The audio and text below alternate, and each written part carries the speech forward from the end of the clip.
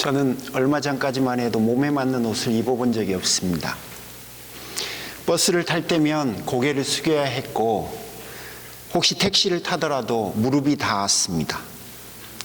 어디를 가든 주목받고 드러나는 것이 부담스러웠으며, 조금이라도 잘못하면 키값도 못한다는 핀잔을 받았습니다.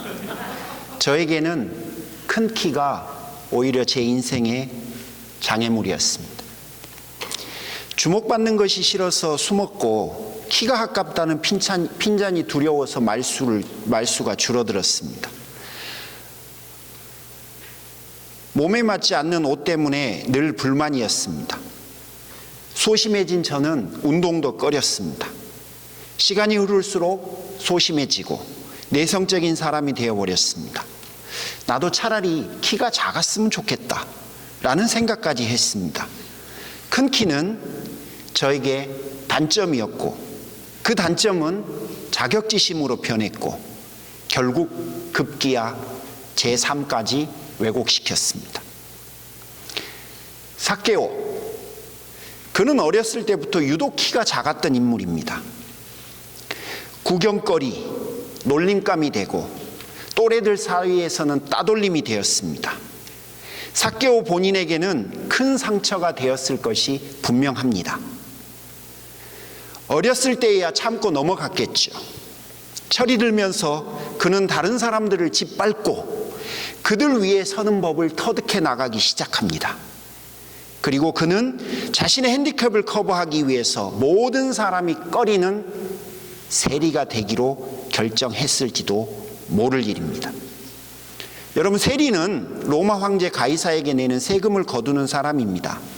세금을 거두는 직업 자체가 나쁜 건 아니죠. 로마의 공무원이니 그런 점에서 보면 어쩌면 좋을 수도 있는 거죠. 문제는 공무원 역할을 해주지만 로마가 그에게 월급을 주지 않습니다.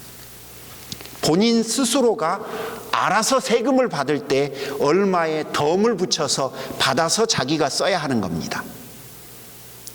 그때나 지금이나 여러분, 세금을 더 내라고 하면 좋아할 사람 아무도 없습니다.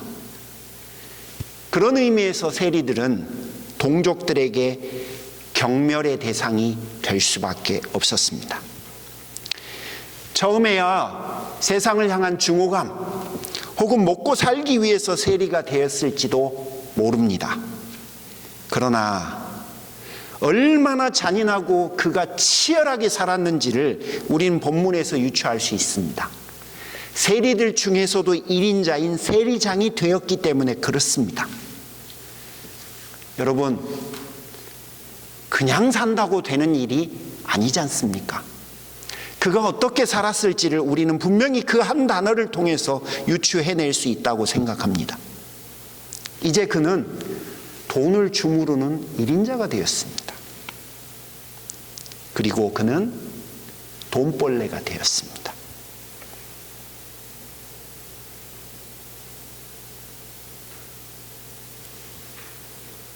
그가 사람들에게 돈을 뜯어내는데 목숨을 걸지 않았다면 결코 1인자가 못 됐을 거예요. 그래서 그의 모습을 지켜보던 사람들은 혀를 차면서 치를 떨었습니다. 어린 시절 꿈은 그의 인생에서 이제는 통째로 사라져버린 채 그렇게 난쟁이 세리장 삭개오는 모든 사람의 조롱과 경멸의 대상이 되었습니다. 괴물이 되어버린 삭개오. 그는 괴물이 되었지만 정작 본인은 본인이 괴물인지를 모르고 말 그대로 오늘 하루도 그는 정말 열심히 살았습니다. 물론 삭개오도 종종 후회했습니다. 그리고 잘해보고 싶은 마음을 가지기도 했습니다. 여러분, 사람이라면 그러지 않겠어요? 당연한 거죠. 그러나 삭개오가 큰맘 먹어봐야 사람들이 받아줄 리 만무합니다. 자기가 마음을 한번 크게 먹어봐야 여러분, 사람들이 그를 용납해 주지 않았을 겁니다. 삭개오 뜻대로 되지 않았습니다. 그래서 그는 그냥 그렇게 살기로 또 결심하고 맙니다. 그러던 어느 날 자신이 사는 여리고에 메시아가 오셨다라는 소식을 들었습니다. 여러분, 유대인이라면 누구나 메시아를 기다렸어요.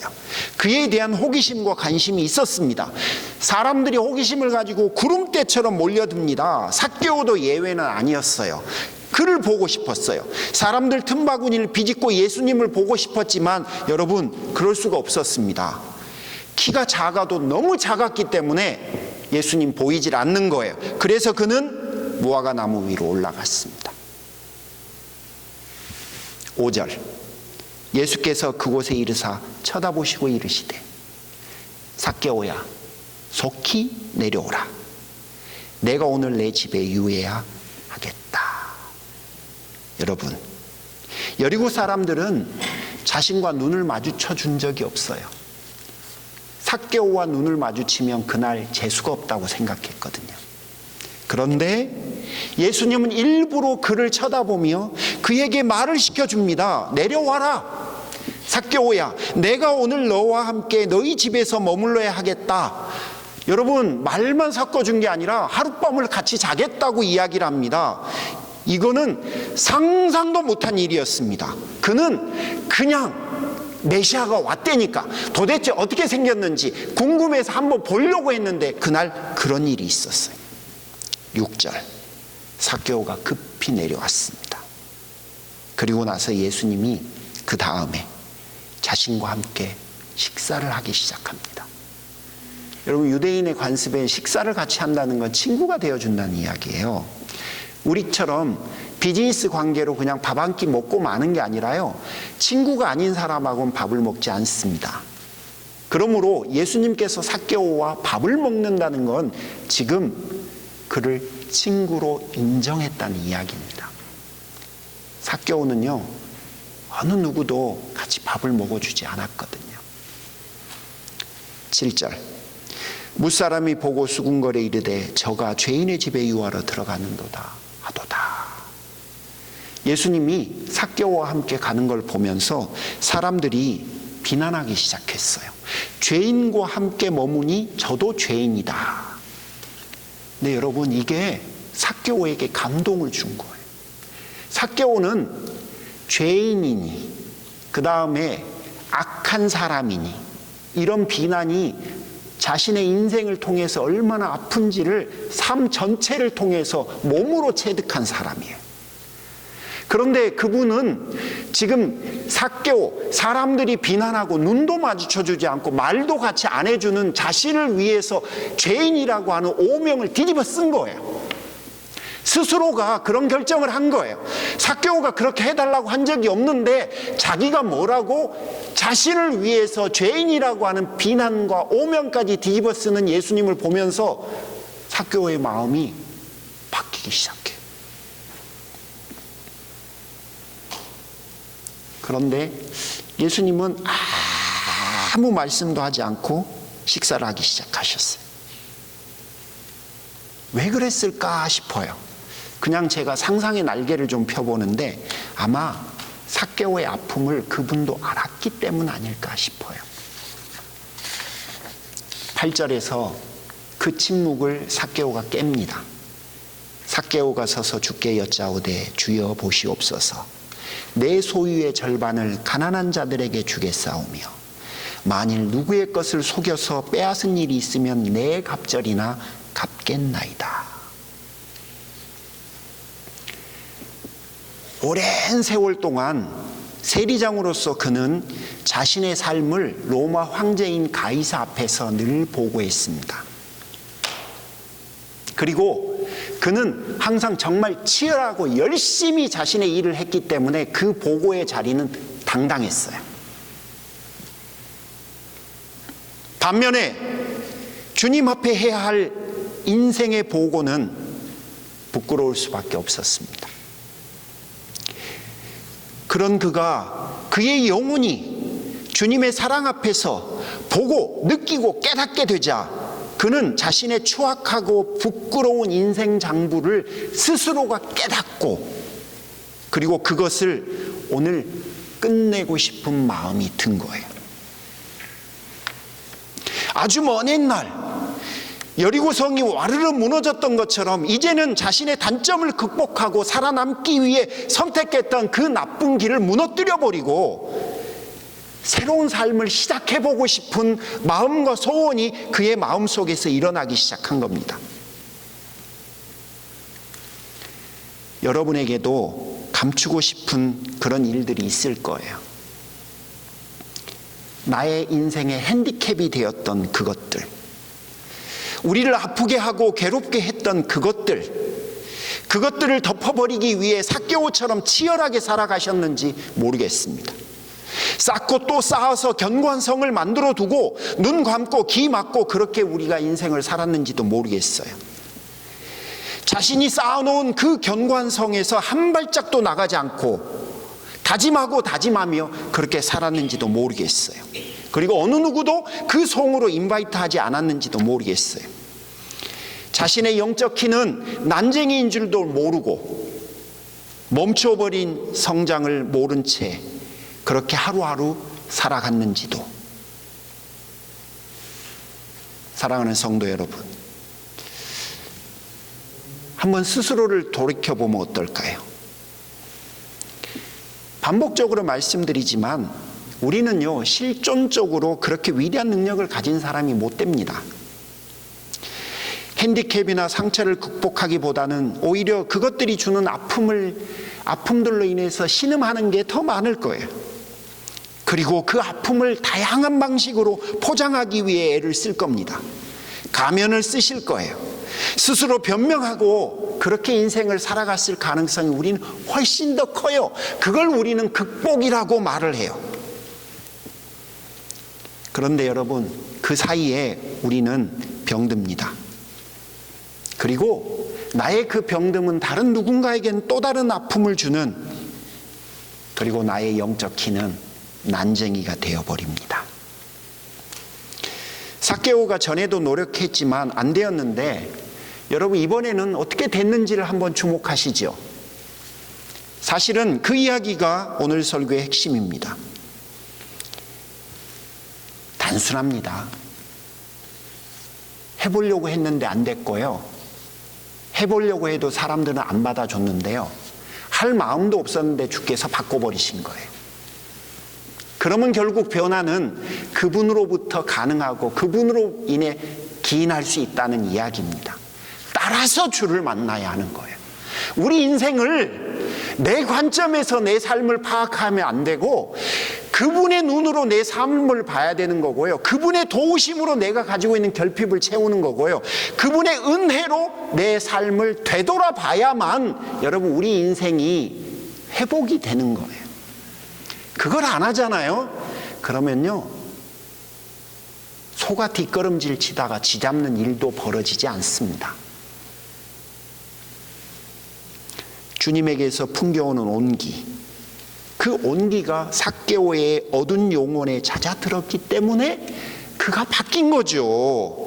멸시받던 한 세리를 위해서 말없이 함께 식사를 해주고, 항상 죄인이라는 말을 들어오던 그를 대신해서 죄인이라는 누명을 기꺼이 감내하면서 자신과 함께 머물러 주시는 그분을 지켜보며 그 마음속에 그의 변화가 일어난 거예요. 내 자신의 고통, 여러분이 가지고 계신 단점, 자격지심들, 그런 것들의 해결 방법도 거기서 찾아야 해요. 말없이 친구로 받아주시며 함께 식사해 주신, 죄인이라는 아픈 비난도 묵묵히 견뎌내 주신 주님의 은혜와 사랑이 우리 핸디캡을 이길 수 있도록 이끌어 줄 수 있다는 사실을 여러분이 주목했으면 좋겠습니다. 수고하고 무거운 짐진 자들아, 다 내게로 오라. 여러분, 저는요, 여러분이 가지고 있는 수고와 짐이 매일 버거운 사람이에요. 그래서 저는 절대 이런 말을 더 안 해요. 더 안 해도 지금이 버거워요. 여러분 부모님들이잖아. 여러분 자식이 가져오는, 여러분에게 요구하는 수고와 짐이 얼마나 버거운지 여러분 다 아시잖아요. 그런데 유일하게 인류상 단 한 분만이 너희들이 가지고 있는 수고와 짐만 가지고 나한테 오라는 말씀하신 분 단 한 분밖에 없어요. 내가 그 수고와 짐을 해결하기 위해서 너희들 인생에 온 거니까 너희들은 너희들이 가지고 있는 그 수고와 짐만 나한테 가져오라는 거예요. 그분이 우리의 수고와 짐을 대신 져 주시겠다고 약속하셨습니다. 여러분, 제 아내는 여러분이 아는 대로 키가 작습니다. 그런 사람이 저를 인정해 주었습니다. 그리고 하나님 나라 복음으로 저를 이끌어 주었습니다. 저는 아내의 인정과 주의 복음으로 사실은 조금씩 변해갔습니다. 물론 지금도 여전히 공사 중입니다. 저는 그렇습니다. 허물투성입니다. 여전히 어떤 부분에 자격지심이 있고 어떤 부분에 단점들 때문에 제 삶은 여전히, 제 사고는 여전히 왜곡되어져 있는 부분들이 있습니다. 하지만 저는 더 이상 저의 큰 키가 부담스러워서 허리를 숙이면서 어깨를 구부정하게 걷지 않습니다. 저는 더 이상 제 인생을 모나게 여기지도 않습니다. 제 정체성, 제 자존감, 여러분, 저 높습니다. 귀하게 여깁니다. 자존심이 아니라 자존감이 높습니다. 내 주 예수 그리스도를 신뢰할 줄 알았기 때문에 그렇습니다. 그분이 저를 바꿔주셨습니다. 사랑하는 성도 여러분, 삭개오처럼 주님을 만나야 합니다. 내가 해결하라면요, 여러분이 가지고 있는 그 아픔 때문에 결국 다른 누군가에게 여러분은 다른 상처를 또 줄 뿐이에요. 그래서 주를 만나야 합니다. 주를 만나야 여러분의 영혼이 변화되고 생각이 변화되고 삶이 변화돼요. 주님을 만나십시오. 혹시 이런 관점에서 제자훈련을 받으신 게 아니라면 제자훈련 다시 받으십시오. 내 경험과 능력을 은근히 자랑하고 의지했다면 여러분, 이제는 회개하고 주를 만나십시오. 그분을 신뢰하십시오. 인터넷 지식이 아닌 성경 지식으로 한번 돌아가 보십시오. 여러분이 알지 못하는 놀라운 일들이 그 안에 어마어마하게 있습니다. 여러분의 생각과 뜻을 주님의 생각과 뜻 앞에 한번 내려놔 보신 적이 있으십니까? 없으시다면 한번 내려놔 보십시오. 그러면 여러분 인생에 지금까지 알지 못했던 놀라운 일들이 일어나게 되어 있어요. 말씀 앞에 한번 순종해 보십시오. 해보십시오. 해보시면 제가 무슨 말을 하는지 여러분은 아실 겁니다. 여리고성이 무너지는 경험을 하게 될 거예요. 남들이 못 보고 못 듣는 영안이 열리고 영적 시야가 열리게 될 겁니다. 여러분, 변화는요, 주님으로부터만 가능해요. 변화는 나로부터 일어나지 않습니다. 내가 내 삶을 변화시킬 수 있는 능력이 나에게는 없습니다. 그러므로 여러분이 가지고 있는 어떤 점 때문에 몸부림을 치고 계시다면 주를 만나십시오. 그분의 이름을 찾으십시오. 그러면 확신컨대 그분이 만나 주십니다. 이번 한 주 여러분 안에 있는 몸부림들을 그분을 향해서 한번 날개짓으로 바꿔보시죠. 그러면 분명히 선하신 그분께서 좋은 일을 여러분에게 허락하실 줄 믿습니다. 기도하겠습니다.